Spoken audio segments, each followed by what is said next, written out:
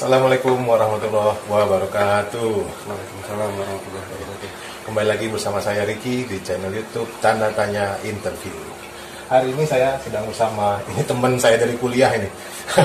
Kebetulan beliau ini senang memelihara ikan-ikan predator. Jadi hari ini kita mau nge-review nih apa-apa aja yang ada di dalam isinya, ikan-ikannya. Kemudian juga kita nge-review apa-apa aja bahan yang dia gunakan untuk membuat akuarium sebesar ini. Gitu ya. Oke, mungkin untuk pertanyaan Mas Rim, ini konsepnya apa ya? Akuarium apa? Kalau konsepnya mega akuarium. Mega akuarium. Karena ini untuk ukuran akuarium sudah cukup lumayan besar. Iya. Dengan dimensi panjang itu sekitar 2 meter 14. 2 meter 14. Nah, panjang 2 meter 14, lebarnya sekitar 30 sampai 40 cm. 30 sampai 40 cm ya. Dan kebetulan kita menggunakan kaca untuk ukuran segini.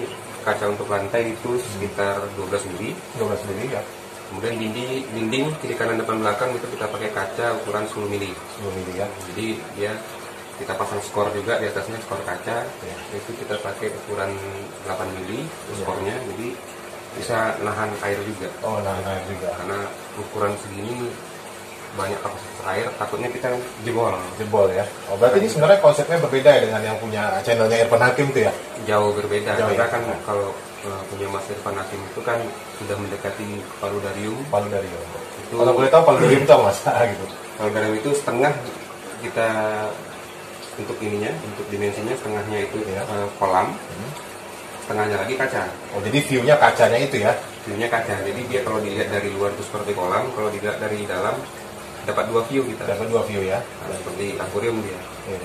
Oke. Kalau untuk menyamai punya Mas Irfan Hakim jauh lah. Oh, ya. Saya masih pemula. Cuman ikannya udah gede-gede. Lumayan. Iya. Ya, oke. Terus saya ini orang awam ya terhadap ini akuarium ini. Ini konsep dalamnya ini kan ada orang yang pakai hiasan-hiasan gitu loh. Ini konsep apa Mas ya? Kan ada tuh konsep apa gitu. Ini polos kan apa? Kebetulan saya tadi malam kan baru bongkar ini. Iya. Baru bongkar, baru bersihin juga. Kemarin itu kita pakai pasir ini, pasir Malang. Ya. Udah sekitar 3 bulan, 4 bulan 3 bulan. Ya. Itu jadi mengendak kotorannya, jadi kita bongkar semua. Saya mau bikin konsepnya hardscape. Hardscape ya, hardscape. Kalau aquascape nggak mungkin, ikan Predator predator ya. seperti ini nggak mungkin kalau aquascape. Jadi kita mainnya hardscape. Hardscape itu kita pakai ornamennya itu ada batu, ada kayu, cuman ini kebetulan belum banyak. Ya. Jadi saya mau tambah lagi. Oke. Jadi ini konsepnya sebenarnya exo aquatic itu ya seperti ini ya. Iya. Modelnya seperti itu. Terus mengenai ini kan kita lihat airnya kan selalu bersih ya kan? Rutinitas kita untuk mengganti air itu bagaimana Mas? Setiap kali berapa gitu? Kalau kondisi seperti ini, karena kan yang kita pelihara kan ikan predator. Ya, Kalau predator ini kan kita ngasih makannya nggak perlu setiap hari. Setiap hari seperti ya. ikan hias lainnya kan. Ya. Kalau saya pribadi kebetulan kalau pelihara ini saya ngasih makannya sekali 2 hari atau sekali 3 hari. Ya. Kebetulan malam ini jadwal dia makan nih, nanti Ya, sama-sama kita ya. teman-teman bisa lihat ya kayak mana makannya kan. Jadi kalau untuk pergantian air saya paling ganti 20% aja. 20%. Nah, kebetulan ini kan dekat sama kamar mandi. Iya betul. Saya Jadi karena gampang nggak ya. ada tempat lagi, dan jadi saya sementara taruh di sini. Jadi kalau untuk ganti air kita tinggal pipa ke ke filter, Filter. ke kamar mandi, nanti dari kamar mandi langsung masuk ke sini. Kita pakai selang. Gitu ya. Jadi kita cuma ganti 20%-nya, nggak perlu ganti 10% karena kalau 100%, 100% ya. Kalau kita ganti 100%, ikan yang dikeluarkan ikannya nanti akan stres, langsung dengan kematian. Iya. Terus mengenai akuariumnya sendiri gitu ya. Ini menggunakan filter Mas ya? Filter. Iya. Filter itu bahannya apa aja? Nanti kita coba lihat kan nanti apa saja bahan yang digunakan. Kebetulan kalau filter sederhana ya konsepnya. Iya, saya belum pakai filter yang sungguhan ya. Masih main-main aja sih, filternya masih coba-coba ini pakai. Tapi ini airnya lumayan bagus ya. Udah, kalau untuk kapasitas air udah lumayan. Cuman filternya saya masih pakai kontainer ya. seperti toko kontainer. Jadi komposisi filternya itu pertama kita masukkan ini busanya, terus di bawah nanti kita kasih biobol sama karang jahil, terus juga batu-batuan zeoloid. Itu nanti yang mengeluarkan air yang menjadi bersih. Untuk membuat akuarium sebesar ini butuh modal berapa?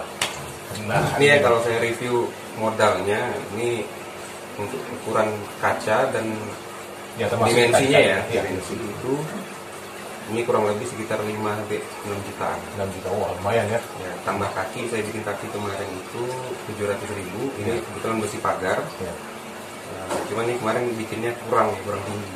Ini lebih tinggi lagi. Saya mikir bikinnya rendah karena nanti biar maintainnya agak gampang. Ternyata di view-nya kita harus duduk-duduk jongkok begini gitu kan. Kebetulan nih akuariumnya saya nggak beli. Oh, nggak beli ya? Kebetulan dikasih sama pembeli istri kan. Iya. Tapi karena dia lihat saya sering hobi pelihara ikan. Kemarin akuariumnya sedikit kecil kemarin. Iya. Kan jadi kecil. Dia lihat, udah dia bikinin. Berarti kurang lebih modelnya seperti itu. Jadi dibilang mahal enggak, dibilang murah juga enggak sebenarnya. Kalau untuk hobi sih sebenarnya enggak ada masalah harga. Kalau harga sih enggak masalah. Jadi untuk maintenance si akuarium ini sebenarnya tidak terlalu rumit ya. Maksudnya karena juga bahan yang digunakan juga sudah bahan yang bagus. Ukuran dari kaca juga diperhatikan dengan bagus. Terus juga kaki-kakinya, kemudian juga dengan nanti kita review juga ikan-ikannya kita review satu persatu nanti. Jadi dengan filternya juga. Sekarang mungkin sebelum kita review ikan-ikan yang ada di dalam ini, saya mau tahu, Mas, kira-kira ini bisa dikategorikan hobi atau bisa juga nggak dikategorikan ini investasi gitu? Karena kan ikan seperti ini kan termasuk ikan yang mungkin orang suka gitu loh, mungkin dia punya nilai jual gitu. Ya, gitu. Saya gitu. Hobi atau investasi gimana tuh? Hobi atau investasi ya sebenarnya bisa dikategorikan dua-duanya. Dua-duanya ya. Berawal dari hobi.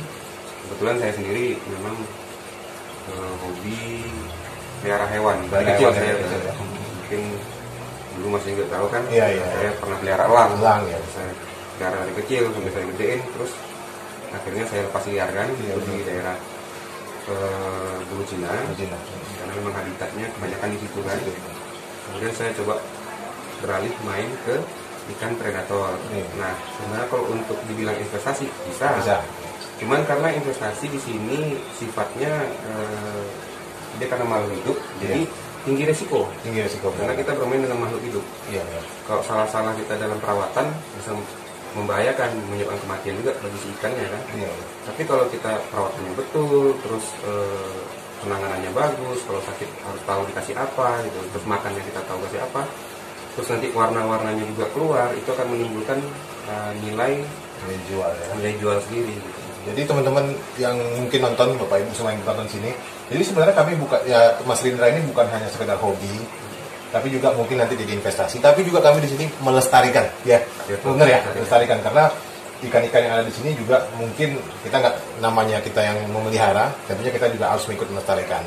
Mungkin jangan sampai nanti apa yang kita pelihara itu juga tidak sehat, sia-sia gitu loh, karena harus tetap kita jaga, harus tetap kita lestarikan. Meskipun mungkin ini belum termasuk yang dilindungi ya.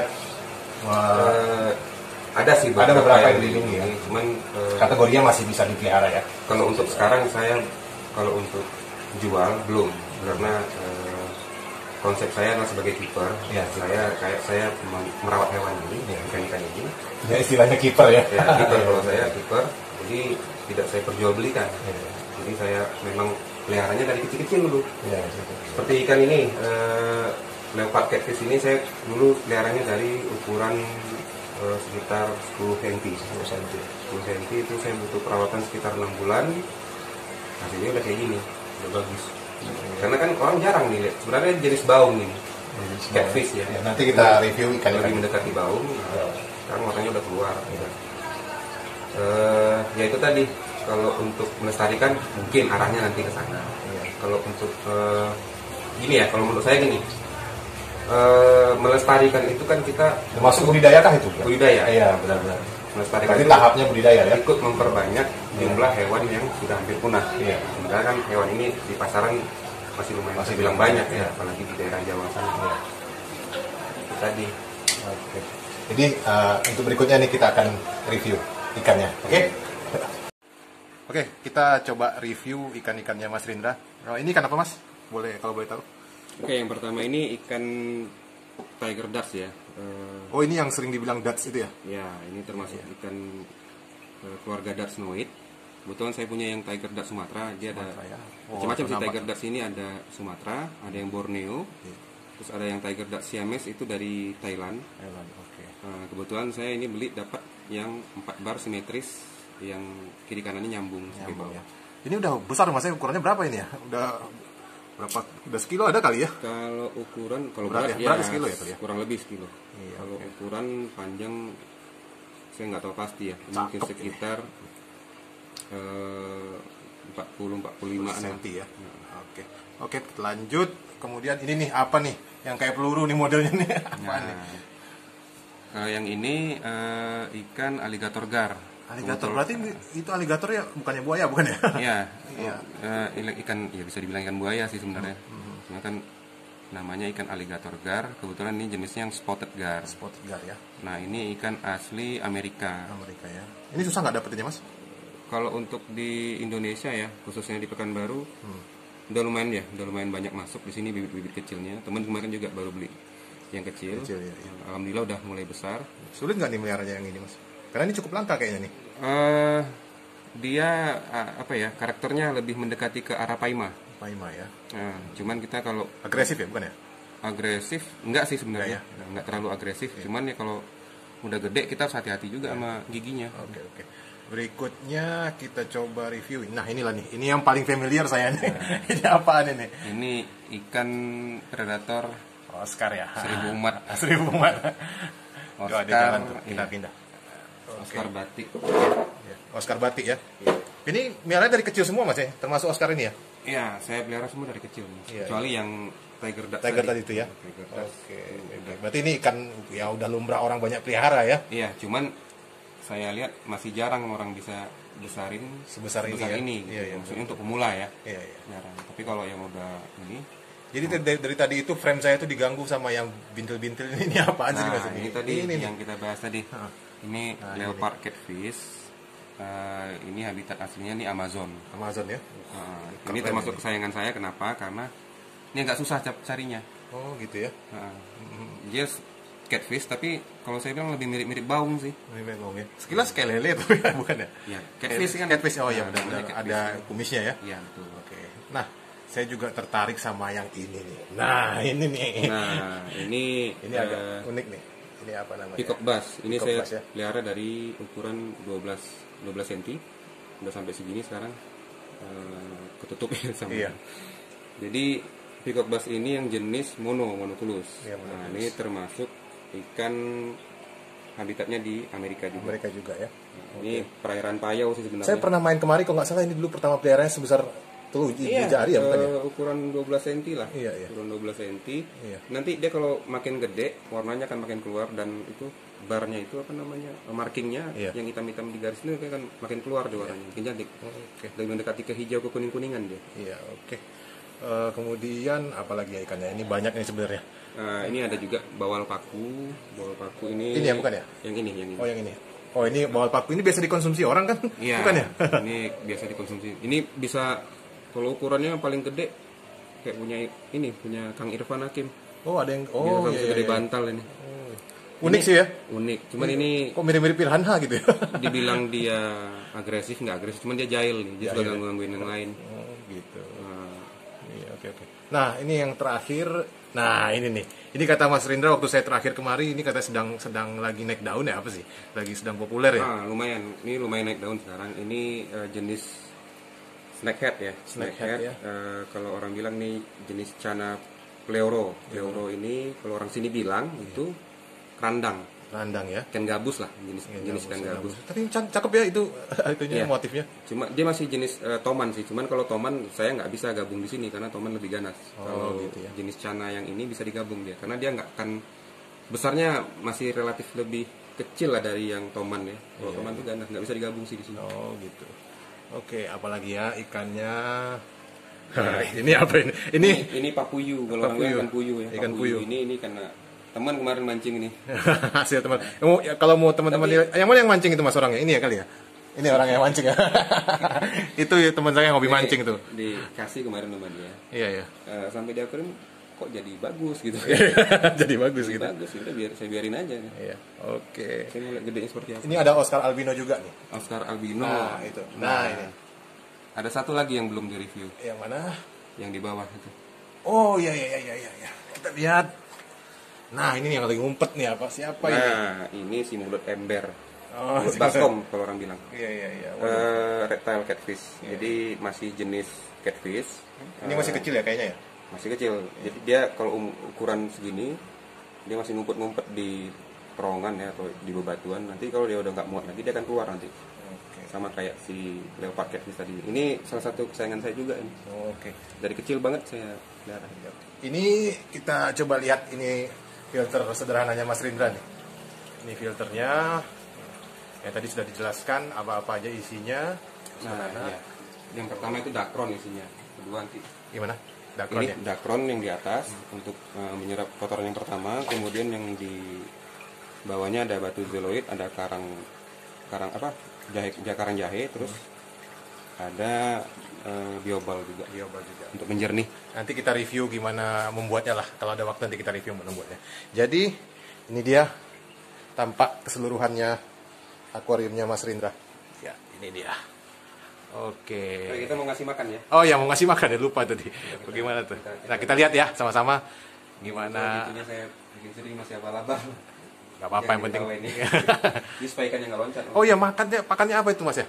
Nah, coba kita saya lihat. di sini saya membiasakan ngasih makan ini anak ikan lele. Oh, anak ikan lele.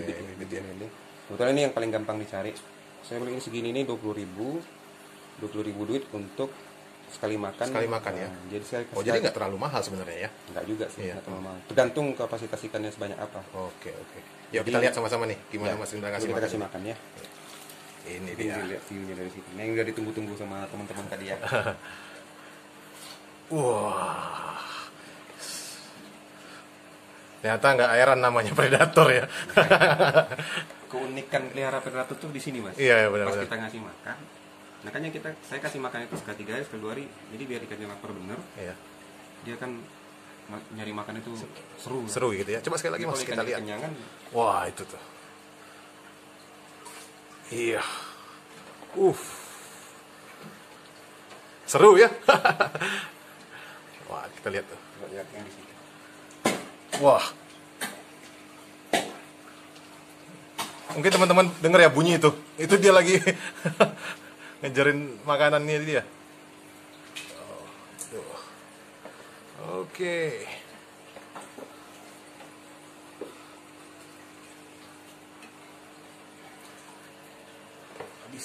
Oke, itu tadi tuh kita lihat. Yang seru ini nih kalau makan nanti. Coba lihat ya. Iya. Di review ya. Alligator gar. Ini agak unik ini ikannya. Cara dia makan. Gitu. Belum nggak dapat. Luar biasa. Jadi ternyata ini dia yang ditunggu-tunggu kalau kita melihara ikan predator. Agresif semua ini ikannya. Oke. Iya. Oke. Ya, itu tadi kita sudah review ikan-ikan Mas Rindra. Jadi untuk terakhir nih Mas, pesan-pesan untuk orang yang mau memulai membuat akuarium ini atau mau memelihara ikan-ikan predator ini apa aja nih yang harus dipersiapkan? Yang pertama itu yang dipersiapkan adalah minat ya. Minat kita terhadap hobi seperti ini. Ya. Yang mana kalau kita cuma sekedar ikut-ikutan teman gitu kan, ikut orang gitu. Kita lihat di YouTube, ini bagus gitu ya, pengen rame gitu. Nggak bisa kita kayak gitu. Jadi kita memang harus ada minat untuk hobi seperti ini. Yang kedua, riset dulu ya, harus di riset dulu ya. Betul, di riset dulu jenis-jenis ikan apa yang mau kita pelihara. Terus ekosistemnya bagaimana, terus makanannya apa, kebiasaannya apa, kalau sakit perawatannya seperti apa. Kemudian kita harus persiapkan mental juga. Kalau kita misalnya beli bibit ikan predator seperti ini, harganya kan juga terbilang nggak murah ya. Kalau kita beli, toh tiba-tiba mati di tengah jalan, nah kita harus siap mental. Kita harus belajar dari kesalahan apa yang menyebabkan ikan itu sendiri mati. Yang paling faktor utama penyebab ikan itu mati adalah stres, kondisi air, terus pemberian pakan yang salah. Kalau ikan kekenyangan juga nggak bagus, ikan kelaparan apalagi. Itu makanya perlu riset. Jadi nggak sembarangan memelihara ini, nggak sembarangan ya. Perlu riset dulu, harus dipelajari dulu ya benar-benar. Kemudian untuk selanjutnya kalau modal budget ya relatif lah, Relatif ya, benar-benar. menyesuaikan aja sih. Iya. Oke. Jadi sekian dulu nih video kita mengenai akuariumnya. Oh ya, saya lupa, Mas Rindra ini punya channel YouTube. Nanti saya cantumkan di kolom deskripsi. Nanti Exo Aquatic ya. Exo Aquatic. Nanti teman-teman bisa lihat, bisa cek nanti bagaimana Mas Rindra memelihara ikannya apa-apa aja. Nanti bisa lihat di situ. Oke, sekian dulu dari saya. Billahi taufiq wal hidayah. Wassalamualaikum warahmatullahi wabarakatuh.